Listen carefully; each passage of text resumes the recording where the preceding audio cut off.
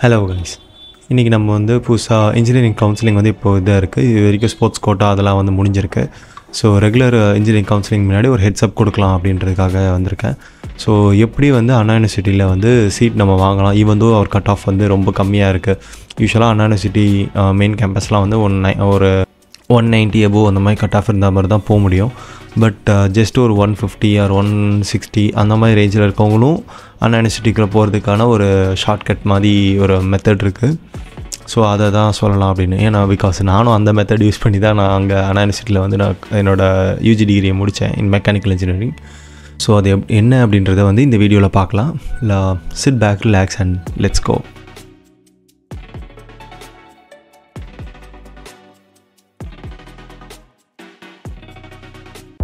Welcome guys. So அது என்னென்னு பார்த்தீங்கன்னா, தமிழ் மீடியத்துக்குன்னு ஒரு ஸ்பெஷல் கோட்டாஸ் வந்து நம்ம தமிழ்நாட்டில் இருக்கிற மெயின் யூனிவர்சிட்டிஸ், அண்ணா யூனிவர்சிட்டியோட வேரியஸ் பிரான்ச்சஸில் வந்து யூசிஇன்னு சொல்லுவாங்க, யூனிவர்சிட்டி காலேஜ் ஆஃப் இன்ஜினியரிங் அப்படின்னு சொல்லிட்டு. ஸோ அந்த மாதிரி காலேஜஸில் வந்து தமிழ் மீடியம் அப்படின்ற ஒரு கோர்ஸ் இருக்கும். ஸோ அது மெயினாக எதுக்கு இருக்கும் அப்படின்னு பார்த்தீங்கன்னா, civil engineering and mechanical engineering இது ரெண்டுத்துக்கும் வந்து தமிழ் மீடியம் அப்படின்னு சொல்லிட்டு தனியாக ஒரு கோர்ஸ் இருக்கும்.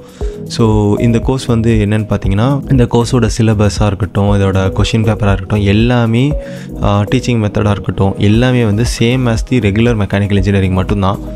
ஸோ நாங்கள் படிக்கும் போதும் வந்து எங்களுக்கு ஒரு 3 செக்ஷன் இருக்கும் வச்சுக்கோங்க. இங்கிலீஷ் மீடியத்தில் 2 செக்ஷன், தமிழ் மீடியம் ஒரு செக்ஷன் இருந்தால் கூட ஈவன் தோ எல்லாத்துக்கும் வந்து ஒரு 120 மெம்பர்ஸ் 60 மெம்பர்ஸாக பிரித்து வச்சுருந்தாலும் நாங்கள் படிக்கிற சிலபஸாக இருக்கட்டும் எல்லாமே நாங்கள் ஃப்ரெண்ட்ஸாக ஒன்றா தான் இருப்போம். ஒரே இதில் தான் நாங்கள் படிப்போம்.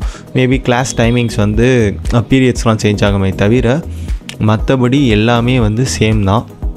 ஸோ தட் அண்ட் இன்னொரு அட்வான்டேஜும் வந்து இந்த தமிழ் மீடியம் கோர்ஸ் எடுக்கிறவங்களுக்கு இருக்குது. ஸோ அவங்களால ஆன்சர் ஷீட்டை வந்து அவங்களுக்கு வந்து கொஷின் பேப்பர் வந்து தமிழ்லேயும் இருக்கும் இங்கிலீஷ்லையும் இருக்கும். ஸோ தட் அவங்களுக்கு சம் கொஷின்ஸ் எதாவது படிக்கிறது வந்து இங்கிலீஷில் புரியல அப்படின்னா கூட தமிழில் அவங்கள வந்து ஈஸியாக அதிலே இருக்கும் போது ட்ரான்ஸ்லேஷன் இருக்கும்போது கொஞ்சம் ஈஸியாக இருக்கும் அதை புரிஞ்சிக்கிறதுக்கு. ஸோ அது ஒரு ஷார்ட்கட் மாதிரி இருக்கும். ஸோ அதை தாண்டி வந்து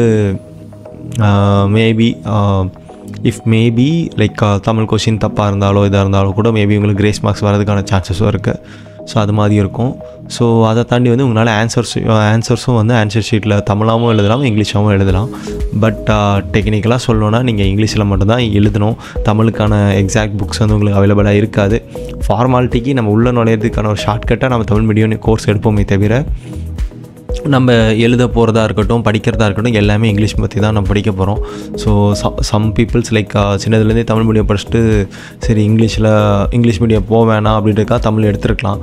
பட் அவங்களுக்கும் அது ஒரு டிசப்பாயின்மெண்ட்டாக தான் இருக்கும். வந்து ஜாயின் பண்ணவோன்னா எல்லாருமே இங்கிலீஷ்லேயே பேசுகிறாங்க, லைக் இங்கிலீஷ்லேயே டீச் பண்ணுறாங்க அப்படின்ற மாதிரி ஒரு ஃபீலிங் இருக்கலாம், தமிழில் தானே வந்தோம் அப்படின்னு.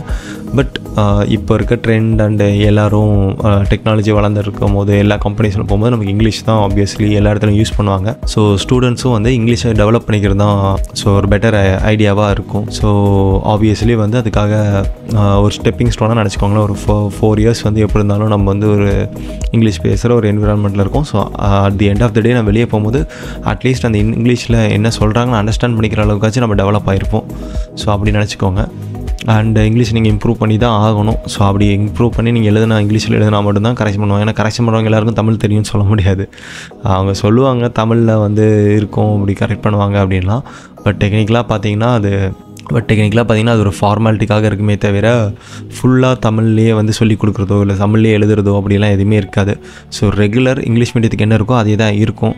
ஸோ அதனால் இது பண்ணுங்கள். பட் அடிஷ்னல் பெனிஃபிட்ஸ் என்ன இருக்குது அப்படின்னு பார்த்தீங்கன்னா, கவர்மெண்ட்டில் வந்து சில ரிசர்வேஷன்ஸ் கோட்டாஸ் இருக்கும். தமிழ் மீடியத்துக்காக கவர்மெண்ட் எக்ஸாம்ஸில் இருக்கும். ஸ்டேட் கவர்மெண்ட் எக்ஸாம்ஸ் லைக் டிஎன்பிஎஸ்சிக்கெலாம் இருக்கும்.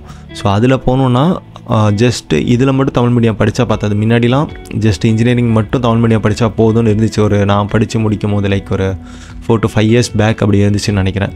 பட் இப்போ எப்படி இருக்கும் அப்படின்னு பார்த்தீங்கன்னா, நீங்கள் 10th and 12th எல்லாமே வந்து நீங்கள் தமிழ் மீடியம் ஸ்கூலில் படிச்சிருக்கணும். அதை தாண்டி நீங்கள் இன்ஜினியரிங்கும் தமிழ் மீடியத்தில் படிச்சிங்கன்னா தான் நீங்கள் அந்த person studied in Tamil medium அப்படின்னு சொல்லி அந்த கோட்டாக்குள்ளே வருவீங்க.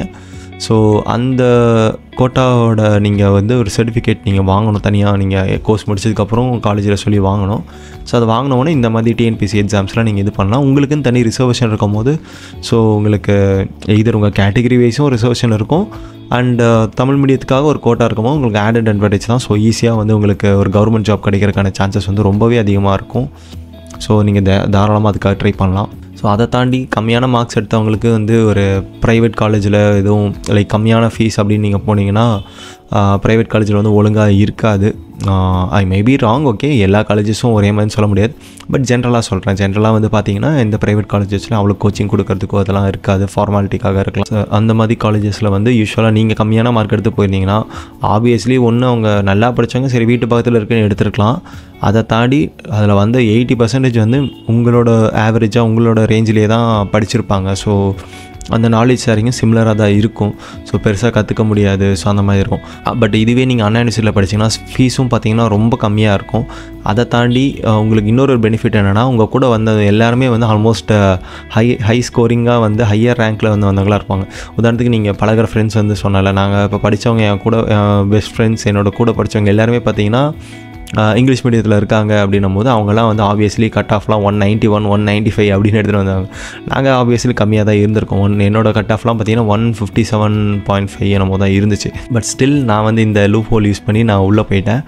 பட் எனக்கு இதனால நிறையா ஃப்ரெண்ட்ஸ் கிடச்சாங்க. அவங்கக்கிட்ட இந்த லைக் இன்கேஸ் நான் படிக்கும் போது எதாவது சம் புரியலைன்னா அவங்கக்கிட்ட கேட்கும்போது அவங்களுக்கு அதில் வந்து கொஞ்சம் ஈஸியாக இருக்கும், அவங்க சொல்லித்தரதுக்கும் வசதியாக இருந்துச்சு. இதற்கே ஸ்டாஃபும் பார்த்திங்கன்னா ஆஸ் ப்ரைவேட் காலேஜ் அப்படின்னு தெரியல, பட் கவர்மெண்ட் காலேஜஸில் எல்லா சிஇஜி மேபி சிஇஜி கேம்பஸில் எந்த மாதிரி ஸ்டாஃப் வந்து எல்லா டைமும் வருவாங்களா அப்படின்னு தெரில. பட் ஆப்வியஸ்லி அதர் கவர்மெண்ட் காலேஜஸில் அதெல்லாம் பார்த்திங்கன்னா சில டைம் சில பீரியட்ஸ்க்குலாம் ஸ்டாஃப் வரவே மாட்டாங்க. சிலது வந்து உங்களுக்கு புரியாமல் கூட இருந்திருக்கலாம். இருந்தாலும் உங்கள் கூட இருக்கிற ஃபெல்லோ ஸ்டூடெண்ட்ஸ் கிட்ட வந்து நீங்கள் ஈஸியாக கேட்டு தெரிஞ்சிக்கலாம். ஸோ அது வந்து உங்களுக்கு ஒரு நாலேஜ் ஷேரிங்காக இருக்கட்டும், அவங்களோட பாயிண்ட் ஆஃப் வியூ என்ன இருக்குன்னு தெரிஞ்சுக்கிறதுக்காக இருக்கட்டும், எல்லாத்துக்கும் ரொம்ப யூஸ்ஃபுல்லாக இருக்கும். உங்களுக்கு ஒரு நல்ல ஒரு என்விரான்மெண்ட்டாக இருக்கும். நெக்ஸ்ட்டு என்னென்னு பார்த்தீங்கன்னா அதில் இன்னொரு அட்வான்டேஜ் என்னென்னு பார்த்தீங்கன்னா வரவங்க எல்லாருமே வந்து நல்ல ஸ்காலர்ஸாக வந்து உங்களுக்கு அந்த நல்ல வெல் எஜுகேட்டட் பர்சனுக்கு டீச் பண்ண வரவங்க தான் வந்து உங்களுக்கு வராங்க. ஸோ அதனால் உங்களுக்கு நாலேஜ் வந்து இன்னும் அதிகமாகவே கிடைக்கும். ஸோ ஏதாவது ஒரு ஊரில் ஏதோ ஒரு சாதா காலேஜில் நீங்கள் போகிறதுக்கு இது எடுத்திங்கன்னா ஒரு பெரிய இன்ஸ்டியூஷனில் உங்களுக்கு நல்லாவே சொல்லிக் கொடுப்பாங்க. ஸோ அந்த பெனிஃபிட் உங்களுக்கு இருக்கும். அண்ட் அண்ணா யூனிவர்சிட்டியோட பிராண்ட் வேல்யூ உங்களுக்கு கிடைக்கும். ஸோ எந்த ஒரு பெரிய கம்பெனிஸ் Tier 1 கம்பெனிஸ்க்கு நீங்கள் போய் ஜாயின் பண்ணுறதுக்கு ரொம்ப யூஸ்ஃபுல்லாக இருக்கும். அண்ணா யூனிவர்சிட்டியோட பிராண்ட் வேல்யூ வந்து உங்களுக்கு ஜாப் தேடுறதுக்கு ரொம்ப யூஸ்ஃபுல்லாக இருக்கும். ஆப்வியஸ்லி பிளேஸ்மெண்ட்டுக்காக வந்து இருக்கிறது வந்து எந்த காலேஜிலும் ஒழுங்காக இருக்காது. ஸோ லக் இருந்தால் கிடைக்கும், கொஞ்சம் நல்லா படிச்சிருந்தீங்கன்னா கிடைக்கும் அப்படின்ற மாதிரி தான். பிளேஸ்மெண்ட் ஆப்ஷன்ஸ்ன்றது வந்து எல்லாத்துலேயும் லிமிட்டடாக தான் இருக்கும். பட் உங்களுக்கான சான்சஸ் வந்து அதிகமாக இருக்கும் வெளியே போகும்போது. நெக்ஸ்ட் உங்களோட டிகிரிலேயே வந்து தமிழ் மீடியம்னு மென்ஷன் பண்ண மாட்டாங்க. ஏன்னா அது வந்து லான்ச் பண்ணது 2010 கிட்ட லான்ச் பண்ணாங்க. பட் ஃபர்ஸ்ட் செட்டுக்கு வந்து ஃபஸ்ட்டு 1 or 2 செட்டுக்கு வந்து என்ன பண்ணியிருந்தாங்கன்னா தமிழ் மீடியம் மென்ஷன் பண்ணியிருந்தாங்க போல்.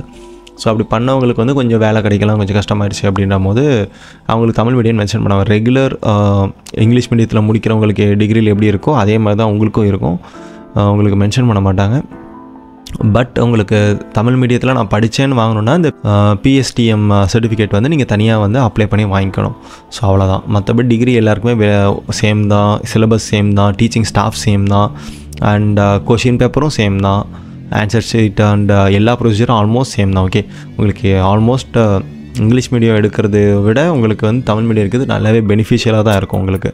ஸோ ரெண்டுமே ஒன்று தான். So no difference. உங்களுக்கு மார்க் இருந்துச்சு நல்லா இருந்துச்சுன்னா இங்கிலீஷ் மீடியம் எடுங்க, மார்க் கம்மியாக இருக்குன்னா நீங்கள் தமிழ் மீடியம் எடுங்க. No difference in that. உங்களுக்கு வேலை கிடைக்கிறதுலேருந்து எல்லாத்துலேயுமே உங்களுக்கு வந்து அது ஒரு பெனிஃபிட்டாக தான் இருக்கும். ஸோ அதனால் அதை நீங்கள் யூஸ் பண்ணிக்கிட்டால் நல்லாயிருக்கும். ஸோ பட் இந்த தமிழ் மீடியத்தில் வந்து உங்களுக்கு 2 கேட்டகரி மட்டும்தான் இருக்கும். ஒன்று மெக்கானிக்கல் இன்ஜினியரிங், அதில் வந்து தமிழ் மீடியம் இருக்குது. ரெண்டாவது வந்து பார்த்திங்கன்னா சிவில் இன்ஜினியரிங், அதில் வந்து தமிழ் மீடியம் இருக்குது. ஸோ இந்த 2 தவிர வேறு எந்த டிபார்ட்மெண்ட்டுக்கும் தமிழ் மீடியம் கொடுக்கல. ஸோ யாரெல்லாம் வந்து மெக்கானிக்கலில் ஒரு சிவில் இன்ஜினியரிங்கில் ஃபீல்டில் போகணுன்னு நினைக்கிறவங்க இதில் போங்க. அண்ட் காசு கம்மியாக இருக்கணும், காலேஜ் டிகிரி ஒரு இன்ஜினியரிங் டிகிரி எனக்கு கம்மியான பட்ஜெட்டில் முடிச்சுட்டு வரணும்னு நினைக்கிறவங்க கவர்மெண்ட் காலேஜ் சூஸ் பண்ணுவீங்க. அவங்க இந்த மாதிரி இருக்கிற இதை சூஸ் பண்ணிக்கலாம், ரொம்ப யூஸ்ஃபுல்லாகவே இருக்கும். உங்களுக்கு தெரியாத இல்லை பிடிக்காத ஏதாவது ஒரு மேஜர், சம்மந்தமே இல்லாத ஒரு மேஜரில் போயிட்டு என்ன பண்ணுறது முடிக்கிறத விட இதெல்லாம் வந்து கோர் சப்ஜெக்ட்ஸ், ரைட்? ஸோ இதில் நீங்கள் முடிச்சுட்டு இதுலேருந்து நீங்கள் என்ன வேணால் நீங்கள் எடுத்துக்கலாம். ஸோ உங்களுக்கு பேசிக்காக எல்லாமே சொல்லிக் கொடுக்குற மாதிரி தான் இருக்கும். ஸோ நான் வந்து இதை முடிச்சுட்டு ஒரு ஐடி கம்பெனிலே போய் ஜாயின் பண்ணியிருந்தேன். ஸோ ஆப்வியஸ்லி உங்களுக்கு ஸ்கில் மட்டும் நீங்கள் தனியாக வளர்த்துக்கிட்டிங்கன்னா போதும். பேசிக் உங்களுக்கு முடிக்கிறதுக்கு ஒரு டிகிரி வேணும், அவ்வளோதான். So skill matters a lot. So ஏதோ ஒன்று படிக்கிறதுக்கு நீங்கள் வந்து இந்த மாதிரி மெக்கானிக்கல் இன்ஜினியரிங் நீங்கள் எடுத்துக்கலாம். ஸோ உங்களுக்கு கோராக உங்களுக்கு கிடைக்கும், உங்களுக்கு ஒரு இன்ஜினியரிங் நாலேஜ் கிடைக்கும். அதை தாண்டி நீங்கள் வந்து உங்களோட ஐடி சைட் போகணுன்னாலும் நீங்கள் மூவ் பண்ணிக்கலாம். ஸோ அதுக்கான லாங்குவேஜஸ் அதெல்லாம் வந்து நீங்கள் கொஞ்சம் டெவலப் பண்ணிவிட்டு நீங்கள் பண்ணிக்கலாம். ஸோ அதை பாருங்கள். ஸோ ஆக்சுவலி உங்களுக்கு ஃபோட்டோவில் வந்து 2 டேபிள்ஸ் வந்து காமிக்கிறேன். ஸோ ஒன்று வந்து லாஸ்ட் இயர் கட் ஆஃப் வந்து எப்படி இருந்துச்சு அப்படின்றது வந்து காமிச்சிருப்பேன். என்னென்ன கேம்பஸ்க்கு எவ்வளோ கட் ஆஃப் இருந்தால் ஈஸியாக கிடைக்கும் அப்படின்ற மாதிரி போட்டிருக்காங்க. ஸோ இது வந்து எனக்கு தெரிஞ்சு ஃபர்ஸ்ட் சீட் யார் எடுத்தாங்களோ அவங்க கட் ஆஃப்ன்ற மாதிரி நான் நினைக்கிறேன். பிகாஸ் ஆப்வியஸ் டெக்னிக்கலி பார்த்தா அப்படி தான் வரும். பட் கன்சிடர் பண்ணிக்கோங்க, லைக் இந்த ரேஞ்சுக்குள்ளே இருந்துச்சுன்னா உங்களுக்கு கிடைக்கும் அப்படின்ற மாதிரி பார்த்துக்கோங்க. அண்ட் அதர் தென் தட் கீழே பார்த்தீங்கன்னா ஒவ்வொரு காலேஜில் எவ்வளோ சீட்ஸ் இருக்குது அப்படின்றத நான் சொல்லிடுறேன். ஸோ நீங்கள் அந்த டேபிளில் பார்க்கலாம். ஸோ ஃபர்ஸ்ட் பார்த்தீங்கன்னா அண்ணா யூனிவர்சிட்டியில் வந்து ஒரு 180 மார்க்ஸ் கிட்ட உங்ககிட்ட கட் ஆஃப் இருக்கணும். அதாவது ஒரு 37 ரேங்க் போன டைம் இருந்தவர் போயிருக்காங்க. அண்ட் இன்னொன்று சிவில் இன்ஜினியரிங் பார்த்தீங்கன்னா அதே அண்ணா யூனிவர்சிட்டி சிஜி கேம்பஸ்க்கு 190 மார்க்ஸ் எடுத்திருந்தார். அதாவது 14th ரேங்க் எடுத்தவர் உள்ளே போயிருக்காரு. ஸோ என்னோடய கெஸ் படி என்னென்னு பார்த்தீங்கன்னா அப்படின்னு 14th ரேங்க் அப்படின்ற மாதிரி மென்ஷன் பண்ணியிருக்கு. ஸோ அது பார்த்துக்கோங்க.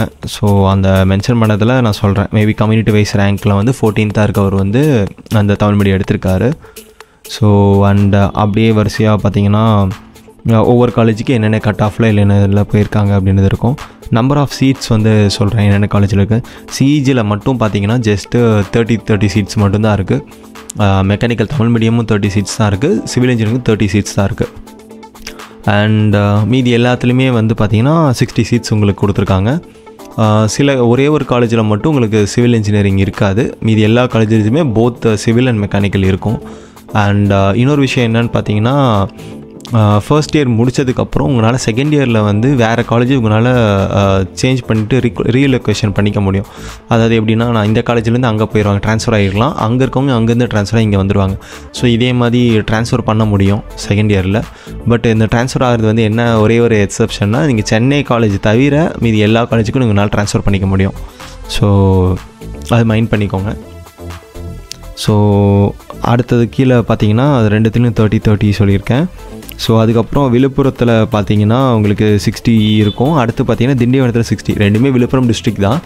பட் அவங்களோட கேம்பஸ் வேறு இருக்கிறனால பிரித்து கொடுத்துருக்காங்க. ஸோ மெக்கானிக்கலில் 60 அண்ட் திண்டிவனத்தில் வந்து சிவிலில் 60 இருக்கும்.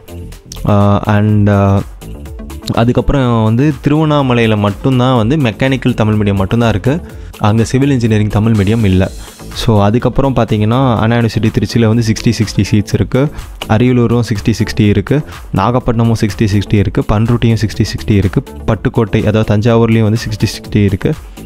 அண்ட் கன்னியாகுமரி அதாவது நாகர்கோவில் கன்னியாகுமரிலேயும் வந்து 60 சீட்ஸ் இருக்குது. தூத்துக்குடியிலையும் 60 இருக்குது. ராமநாதபுரத்துலையும் 60 இருக்குது. திண்டுக்கல்லையும் 60 இருக்குது. ஸோ மொத்தம் பார்த்தீங்கன்னா மெக்கானிக்கல் இன்ஜினியரிங் தமிழ் மீடியத்துக்கு நீங்கள் எடுத்திங்கன்னா 690 சீட்ஸ் உங்களுக்கு மொத்தம் அவைலபிள் இருக்குது. அதே மாதிரி சிவில் இன்ஜினியரிங்கில் வந்து தமிழ் மீடியம் எடுத்திங்கன்னா 630 சீட்ஸ் உங்களுக்கு மொத்தம் இருக்குது.